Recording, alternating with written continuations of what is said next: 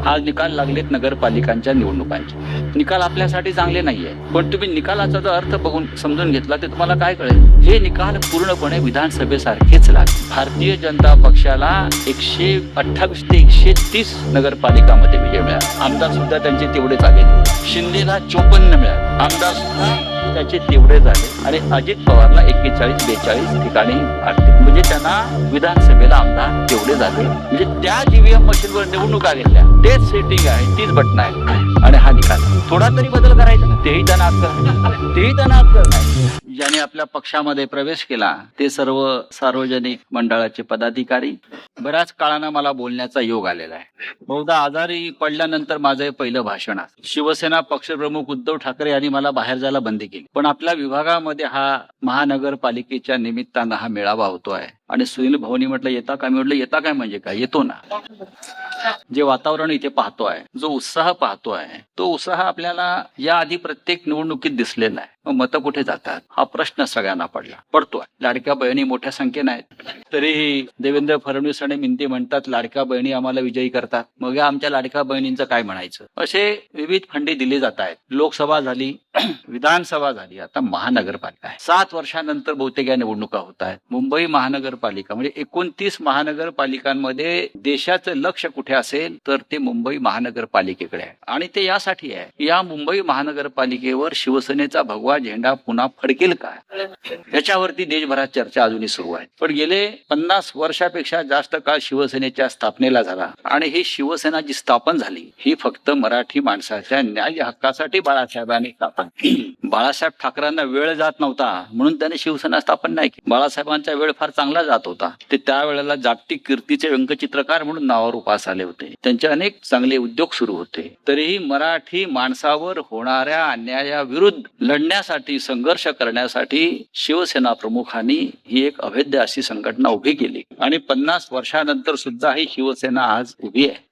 हे मी यासाठी सांगतोय की बाळासाहेब ठाकरेंनी तेव्हा महाराष्ट्राच्या राजकारणामध्ये सामान्य तरुणांना आणली. सामान्य तरुण, आम्ही म्हणायचो गरम रक्ताची पिढी बाळासाहेबांनी राजकारणामध्ये आणली, गरम रक्ताची पिढी. आणि या गरम रक्ताच्या पिढीनं 50 वर्ष शिवसेनेचं राजकारण केलं. बाळासाहेब ठाकरेंसारख्या सेनापतीच्या मागे ही गरम रक्ताची पिढी उसळत आणि उफाळत उभी राहत. हे गरम रक्त आता कुठे गेला असा प्रश्न अनेकांना पडतो. जी महाराष्ट्राची परंपरा आहे, मराठी माणसाची परंपरा लढण्याची, जेव्हा आपण म्हणतो कोण आला रे कोण आला, शिवसेनेचा वाघ आला, हे फक्त शिवसैनिकांसाठी असतं, हे मराठी माणसासाठी. इतर कोणत्या राज्यात तुम्ही गेलात तर तुम्हाला अशा घोषणा ऐकायला मिळणार. याचं कारण असं आहे की या राज्यामध्ये फक्त वाघच जन्माला आले, छत्रपती शिवाजी महाराज जन्माला आले, डॉक्टर बाबासाहेब आंबेडकर जन्माला आले आणि बाळासाहेब ठाकरे जन्माला. आणि म्हणून या महाराष्ट्राला इतिहास निर्माण झाला. मी नेहमी सांगतो, हा शोध मीच लावलेला आहे. महाराष्ट्रामध्ये छत्रपती शिवाजी महाराज आणि बाळासाहेब ठाकरे जन्माला आले आणि गुजरातमध्ये औरंगजेब जन्माला आला. गुजरातमध्ये अहमदाबाद जवळ एक दाहोद नावाचं गाव आहे, तिथे औरंगजेबाचा जन्म झाला. आणि दुसरा ज्याने पाकिस्तान निर्माण केलं ते मोहम्मद अली जिना सुद्धा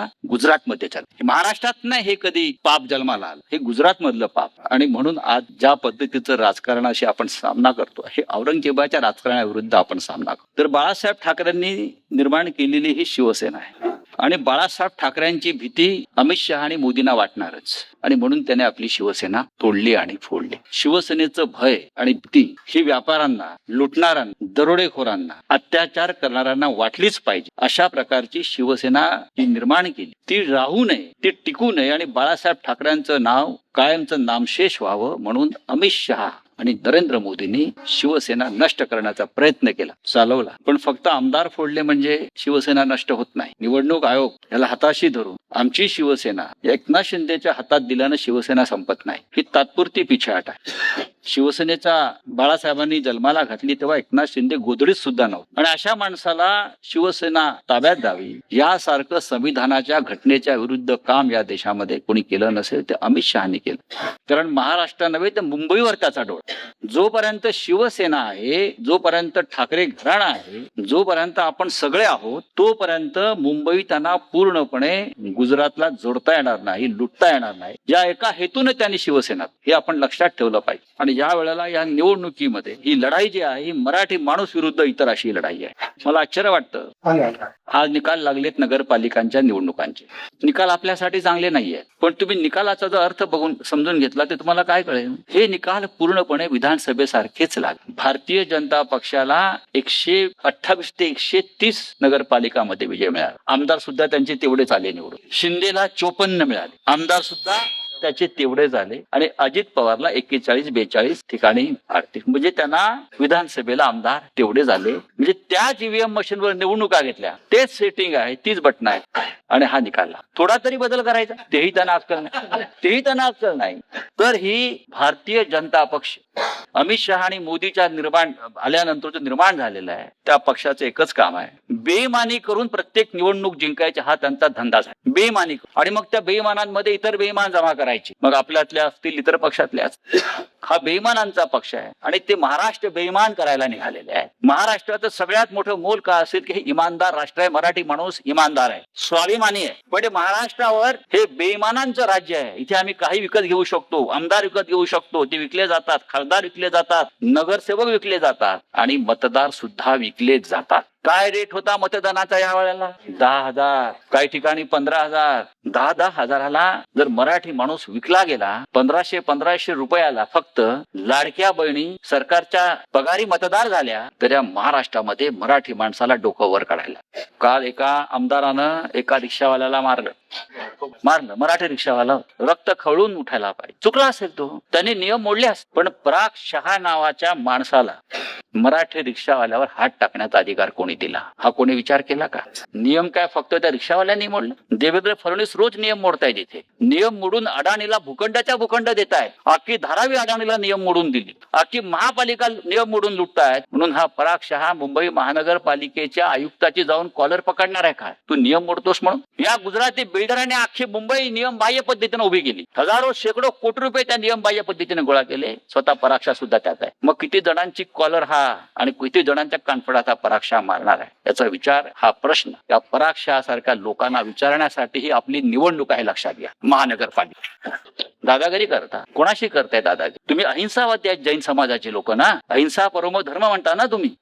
मग हिंसा ही तुमच्या अंगात आली कशी? पैशाची मस्ती आहे ही, पैशाची आणि सत्तेची गुर्मी आहे. आणि ती तुम्ही मराठी माणसाला दाखवताय. या मुंबईत, महाराष्ट्राच्या राजधानीत, जी मुंबई आमच्या बापजाद्यांनी 106 हुतात्मे देऊन मिळवली, ही मुंबई 106 हुतात्मे जेव्हा आम्ही देतो तेव्हा मुंबईवर ही रक्ताचं आमचं शिंपण पडलेलं आहे मराठी माणसाच्या. ही मुंबई व्यापारातून मिळालेली नाहीये, व्यापार करून मिळवलेली नाहीये. ही या मुंबईसाठी आम्ही प्राण दिले आणि रक्त आम्ही वाया जाऊ दिलं जाणार. तुम्ही शिवसेनेवर किती घाव घाला, शिवसेना संपणार नाही, मी तुम्हाला सांगतो. मी आजारी पडलो तेव्हा काही लोकांना आनंद झाला, पेढे खा आनंदाचे. हा संजय राऊत पुन्हा इथे उभा राहणार आहे.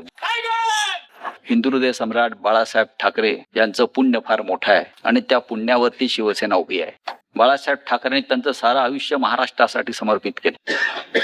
बाळासाहेबांच्या पारड्यात मराठी माणसानं भरघोस दान दिले. भारतीय जनता पक्षाबरोबर आपली नक्कीच युती होती, पण तो भारतीय जनता पक्ष म्हणजे आजचा भारतीय जनता पक्ष नव्हता. आम्ही स्वतः अटलजींबरोबर काम केलेलं आहे, अडवाणीजींबरोबर काम केलेलं आहे, मुरली मनोहर जोशींबरोबर काम केलेलं आहे मी स्वतः दिल्लीत. पण आज ज्या पद्धतीनं महाराष्ट्राच्या मराठी माणसाच्या विरुद्ध की खतम करायचं, मराठी माणसं मनोधैर्य खतम करायचं, नेस्तनाबूत करायचं, मराठी माणसाच्या मनगटातली राख खतम करायची, छत्रपती शिवाजी महाराजांचं नाव सुद्धा यांना घेता येऊ नये अशा पद्धतीचं काम. पण अशाने मराठी माणूस संपणार नाही. छत्रपती शिवाजी महाराजांच्या मृत्यूनंतर 25 वर्ष या राज्याला नेता आणि राजा नव्हता आणि तरी 25 वर्ष हा महाराष्ट्र मोगलांशी लढत राहिला आणि औरंगजेबाला पळवून लावलं, इथेच मारला, इथेच गाडला. तो महाराष्ट्राचा शहांना आणि मोदींना शरण जाईल का? अजिबात जाणार. पण आपण जे सगळे इथे बसलेलो आहोत त्यांना ह्या वेळेला अत्यंत जागरूकपणे काम करणं गरजेचं आहे. लाडक्या बहिणींना परत जाऊन समजावून सांगा, तुमच्या पुढल्या पिढीला विकू नका. पुढल्या पिढीचं नुकसान करताय तुम्ही 1500 रुपयामध्ये. बिहारमध्ये 10,000 रुपये दिले मोदींनी निवडणुकीच्या आदल्या दिवशी, खात्यामध्ये 10,000 रुपये दिले. निकाल फिरला. कुठे 1500 रुपये देतात, कुठे 2,000 रुपये देतात. सरकारी तिजोरीचा पैसा अशा प्रकारे मतं विकत घेण्यासाठी वापरला जातो. आणि देशातली लोक खवळून उठत नाही. कारण सगळ्यांना या सरकारनं बिंधे करून ठेवलेलं आहे. धर्म ही अफूची गोळी असं म्हणतात, पण मोदी आणि शहांनी त्यांच्या कारकिर्दीमध्ये धर्माच्या नावावर जी धर्मांधता आपल्या नसानसात भिनवलेली आहे ती अत्यंत. आम्ही सगळ्यात कट्टर हिंदू आहोत. मोदी येण्याआधी सुद्धा आम्ही हिंदूच होतो ना, आणि आता हिंदूच आहोत. मोदी आणि शहांनी आम्हाला हिंदुत्व शिकवायला नव्हे की मोदी आले आणि आपण सगळे हिंदू झालो, तोपर्यंत आम्हाला हिंदुत्व माहित नव्हतं. या देशामध्ये हिंदूंना हिंदू म्हणून मतदान करण्याची सवय ही बाळासाहेब ठाकरेंनी लावली. होय, मी हिंदू आहे आणि मी हिंदू म्हणून मतदान करीन, आणि म्हणून आजचा भारतीय जनता पक्ष दिसतोय. या भारतीय जनता पक्षाला महाराष्ट्रामध्ये जेव्हा युती झाली आपल्या बरोबर, तेव्हा पोस्टर लावायला गावात कार्यकर्ते मिळत नव्हते. शिवसेनेनं त्यांना खांद्यावर घेऊन त्यांना गावागावात फिरवलं, आणि आज तोच भारतीय जनता पक्ष आपल्या पाठीमध्ये वार करतो. कुठली आली त्यांच्याकडे मते आणि काय दिवे लावले? 138 नगराध्यक्ष, 140 पैकी 130 आमदार, काय दिवे लावले? महाराष्ट्रातला शेतकरी आत्महत्या करतोय, तो यांना मत देणार आहे? महाराष्ट्रातला तरुण बेरोजगार आहे, नोकऱ्या नाहीयेत, तो यांना मत देतोय? महिलांवरती अफाट अत्याचार होत आहेत, त्यांनाही कामं नाहीयेत, 150 रुपया 1500 रुपयासाठी हे भाजपला मतदान करणार आहेत? मजूर, कष्टकरी सगळे नाराज आणि निराश आहेत. मग यांना मतदान कोण करताय? यांना कोणीही मतदान करत नाही. हे चोर आहेत, हे लफंगे आहेत, आणि त्या पद्धतीनं स्वतःला मतदान करून घेत आहेत. पण मुंबईमध्ये आपल्याला निवडणुकीमध्ये अत्यंत काळजीपूर्वक एक संघटना म्हणून काम करावं. वेळोवेळी उद्धवजीने आपल्याला मार्गदर्शन त्या संदर्भात केलेलं आहे. आदित्य ठाकरे करत आहे. मुंबईचा महापौर कोण होईल याच्यावरती आता सट्टा लावलाय. मुंबईचा महापौर ठाकरे बंधूंचाच. आता शिवसेना एकटी नाहीये. जे मराठी माणसाचं स्वप्न होतं की राज आणि उद्धव ठाकरे यांनी एकत्र यायला पाहिजे, ते स्वप्न साकार झालेलं आहे. त्याच्यामुळे मराठी माणसामध्ये आता फूट नाहीये, आणि कोणी मराठी माणसामध्ये फूट पाडून अपशकुन करत असेल तर त्याला त्याची जागा दाखवायला पाहिजे. ही जबाबदारी आपल्यावर. पुढल्या काही दिवसामध्ये 2 पक्षाच्या युतीची घोषणा होईल. हा महाराष्ट्रासाठी आनंदाचा क्षण असेल, आणि आपण सगळ्यांनी त्या आनंदात सहभागी नुसतं व्हायचं नाही, तर 16 तारखेला जे निकाल येणार आहेत ते निकाल मुंबईसाठी ऐतिहासिक असायला पाहिजे. ज्या विक्रोळी मतदारसंघामध्ये ही सभा होते, हा विक्रोळी कायम शिवसेनेचा गड राहिला. विक्रोळी असेल, भांडूप असेल, रमेश कोरगावकर सुद्धा बेईमानीमुळे हारले. तर कोणाची बिशाद आहे तिकडे शिवसेनेचा पराभव करण्यासाठी? आपणच आपले शत्रू आहोत, आपणच आमचा पराभव करतो आहोत, आपणच ऑपरेशन सिंदूर करतोय आपलं. हे थांबवायला पाहिजे, आणि आपल्या पुढल्या पिढीच्या भविष्यासाठी शिवसेनेचे उमेदवार, ही सभा विक्रोळीतली आहे, भांडूपची आहे, म्हणून या दोन्ही मतदारसंघातले शिवसेना आणि महाराष्ट्र नवनिर्माण सेनेचे उमेदवार जिंकून येतील. सर्वच्या सर्व उमेदवार जिंकून येतील. यासाठी पुढले 15 दिवस आपल्याला कष्ट घ्यावे लागतील. नवीन वर्ष आहे त्यामुळे 2 दिवस आपण जाऊ दे, हँगओव्हर आहे, पण 1 तारखेपासून ते 15 तारखेपर्यंत आपल्याला फक्त शिवसेनामय होऊन काम करायचं आहे. मला खात्री आहे ज्या प्रकारचा उत्साह मी पाहतोय ते पाहता हिंदू हृदय सम्राट बाळासाहेब ठाकरे यांचा स्वर्गस्थ आत्मा हा 16 तारखेला आपल्यावर विजयाची फुलं उधळतानाची संधी आपण. बाळासाहेबांनी आम्हाला भरपूर दिलं, बाळासाहेबांना आम्ही काय देणार आहोत ते जरी आपल्यात नसले तरी आपण त्यांचं देणं लागतो. त्यांना आपण ही मुंबई महानगरपालिका त्यांच्या चरणावरती अर्पण केली पाहिजे, इतकंच मी आपल्याला सांगतो, आणि तूर्त आपली रजा घेतो. जय हिंद, जय महाराष्ट्र.